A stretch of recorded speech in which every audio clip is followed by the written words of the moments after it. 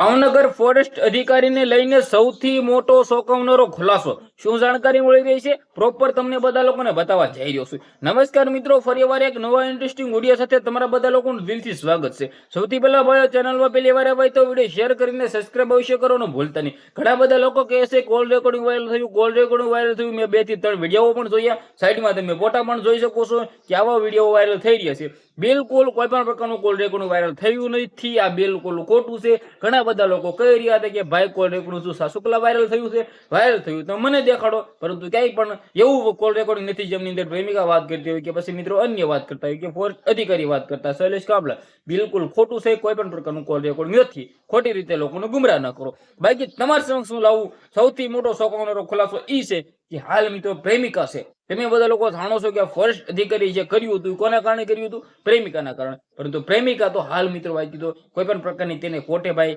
સજા, રિમાન્ડ કે પછી કોઈ પણ એવું ફટકાર્યું નથી। એટલે મને લાગે છે કે આની અંદર આવનારા ટાઈમની અંદર ખુલાસો થઈ શકે છે। કારણ કે પ્રેમિકા તમે લોકો જાણો છો કે ગીરની અંદર પ્રેમ થયો હતો, ફોરેસ્ટ અધિકારી જે કર્યું હતું એ પ્રેમિકા સાથે રહેવા માટે કર્યું હતું, પ્રેમિકા સાથે જીવન જીવવા માટે કર્યું હતું। પરંતુ ક્યાંક ને ક્યાંક પ્રેમિકાને પૂછપરછ પણ થઈ છે। જો ચોંકાવનારા ખુલાસા થયા હોત તો ક્યાંક ને ક્યાંક અત્યાર સુધી તો મીડિયાની અંદર આવી ગયું હોત।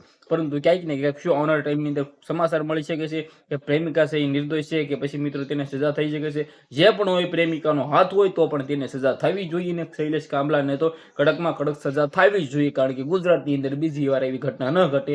હાલ ઘણા બધા લોકોની આવી માંગ છે અને ક્યાંક ને ક્યાંક માલધારી સમાજના લોકો પણ મેદાનમાં છે। તો આ વિડીયોને બંને એટલો શેર કરી દેજો। મારી વાતથી સહમત હોય તો સારી એવી કમેન્ટ કરો। આજના વિડીયોમાં આટલી જ માહિતી। આપણે એક નવા ઇન્ટરેસ્ટિંગ વિડીયો સાથે મળી જ્યાં સુધી બધા લોકોને દિલથી ધન્યવાદ। જય હિન્દ, જય ભારતના વિડીયો બંને એટલો શેર કરી દેવાનો છે જેથી બધા લોકોને ખબર પડે ને ગુજરાતની અંદર બીજી વાર એવી ઘટના ઘટતા ક્યાંક ને ક્યાંક વાર લોકો વિચારે અને લોકો મિત્રો કંઈક ને કંઈક સાવધાન રહે।